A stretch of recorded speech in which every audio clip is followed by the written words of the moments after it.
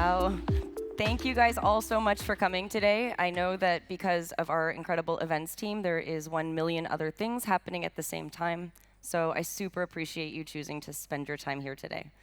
I'm Dana from Solana University Relations at the Solana Foundation.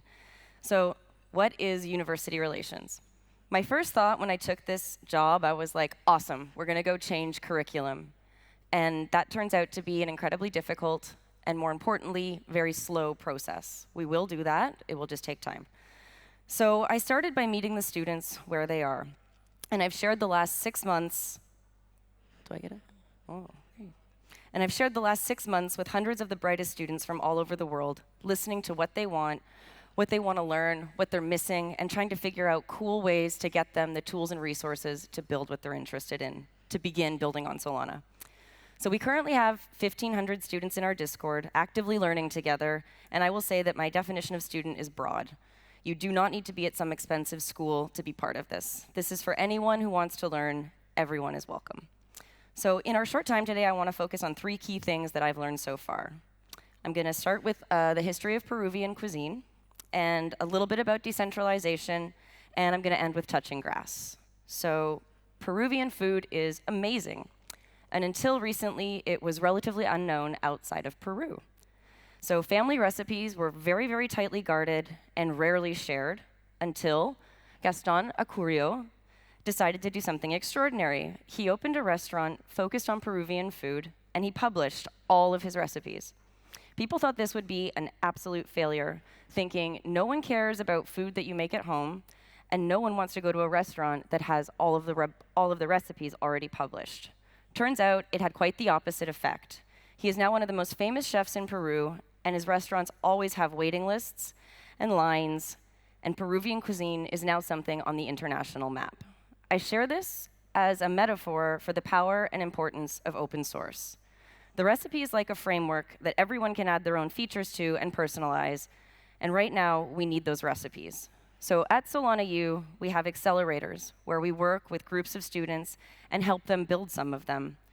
Right now we have Blockchain at Michigan trying to create an open source NFT marketplace, and Elini Blockchain working on decentralized eBay, which brings me to the second lesson the students have taught me. It's about decentralization. We all know that decentralization is important, and probably why many of us are here. It's a word we hear so often in the space, but I started to think about it a little bit differently after meeting so many students. I started to think about how important it was that we decentralize the amazing opportunity that learning about Solana provides. It would be really easy to go out and activate the IVs, basically pick the top schools and the top students and go after them. But that kind of goes against the ethos of what blockchain can and should do. So with Solana U, there's a focus on making sure those opportunities are spread widely. Just look around at this event. Well, actually, our first hackathon was in Kathmandu that we sponsored. And then I was going to say, look around at this event. We have 160 students invited to this conference. It could have actually been more if it wasn't for visas and logistics. And I just want to shout out the many scholars in India who were really heartbroken to not be here today. And I want you to know that we missed you. But we did get 160 of you here from Brazil, Colombia, Singapore, Korea, South Africa, Venezuela, Canada, the US, UK, Belgrade, Germany, New Zealand, New Delhi, France, Istanbul, and more that I'm probably actually forgetting. Seeing all of these students together last night at the Student Mixer was mind-blowing. The GigaBrain energy was high, but the opportunity for these unicorns to meet each other was amazing. I call them unicorns because each and every one of them is a self-starter and a badass risk taker. These kids did not find the curriculum that they wanted at school, so they taught themselves and each other.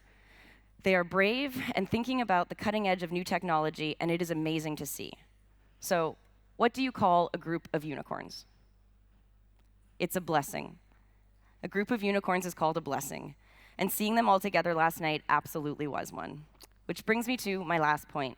We've chewed glass, now it's time to touch grass. The importance of IRL events and getting away from our screens. We need to meet each other. I think we're getting better at making and helping great developers, but it's time for us to make great teams.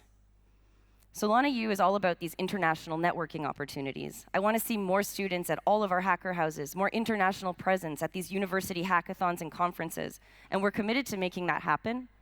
But those are fast and furious events. We want to find ambassadors from schools everywhere, and we want to create real-life opportunities for them to connect and build together and have the next generation of killer apps on Solana. We're doing our first Touching Grass initiative right after Breakpoint, taking a small group of builders into the Joshua Tree Desert to spend a couple of days together having a real fireside chat beside a real fire and talking about student ambassadors, DAOs, student clubs, and trying to figure out how we can welcome all of them to Solana. So if you visit Solana U, you can learn more about what we're doing and how you can get involved. And because this was such a big initiative, I want to spend the last little bit of my time with you saying thank you. So there's a lot of people I want to thank, and for great reasons. Everyone at the Solana Foundation for the opportunity. I wake up every day excited to go to work, and I can honestly say that I truly love my job. Chase and Jacob, Colin, the entire DevRel team for all of the support, especially Donnie and Joe, who have been deep in the weeds with me with all of these wild ideas, and they have mentored and workshopped loads of hackathons and accelerators. You are such awesome humans, and you have helped so many young builders. Thank you. None of this is possible without you. Javiera, Jaywan, Carlos, Marcos, Shireen, Irene, Cindy, Valentin, Goksu have been so helpful at this event. There's so many of you out there, I can't do it all. A special shout out to Carolina.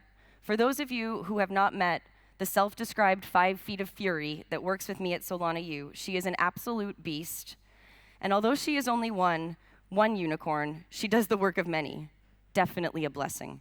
Thank you, Carol, for all the help. And also thank you to the heavy-duty builders whose bounty program came from the MLH Bootcamp, was incubated at Solana University, and has been an awesome onboarding and educational tool. We have a couple of Breakpoint challenges going on right now if you guys want to get involved. Unfortunately, you're going to have to hit me up for the link for it because we don't have this slide. But we're here. We actually have our first charity challenge, which is for Pisetos al Tigre in Venezuela. And thank you to all of the students. You guys truly are the decentralized future. There are thousands of ways to say hello world, and I look forward to you teaching me every single one of them. I'm done.